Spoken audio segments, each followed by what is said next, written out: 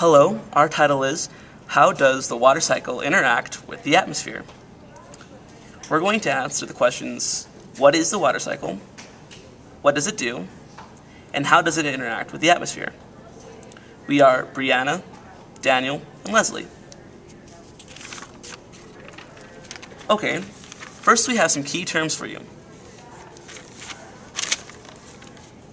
Evaporation is a process where water turns into its gaseous state. Transpiration is a loss of water vapor from plants. The water vapor evaporates from the leaves. Precipitation is any form of moisture condensing in our air and depositing in our ground.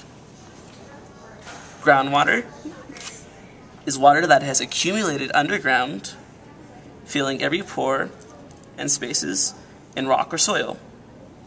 Water vapor is water in its gas state. These are all very important when asking the question, how does water get into our atmosphere?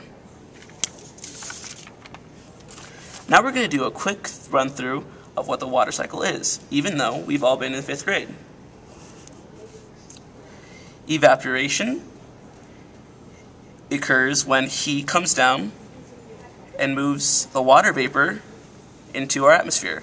The water vapor then condensates, turns into clouds. This process also happens with transpiration from plants and vegetation. After it condensates, precipitation will take place, rain. It'll run off into the sink. Groundwater is also important because it's another sink.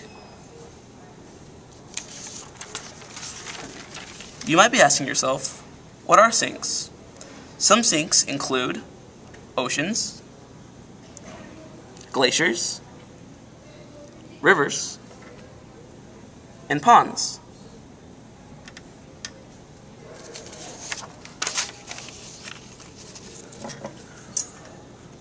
Now we're going to get into a little more detail about how water gets into our atmosphere. Evaporation happens. When evaporation happens, the water turns into water vapor. When transpiration happens, the water eventually turns into water vapor as well. All the water vapor ends up in our atmosphere until it comes back down as rain or precipitation. So you see, our clouds are made up of water vapor. Also in our very nicely drawn, there's a tree sweating. That is transpiration. He's hot. Now we have some quick questions for you. What does the process of transpiration do? When water evaporates, what do we call it?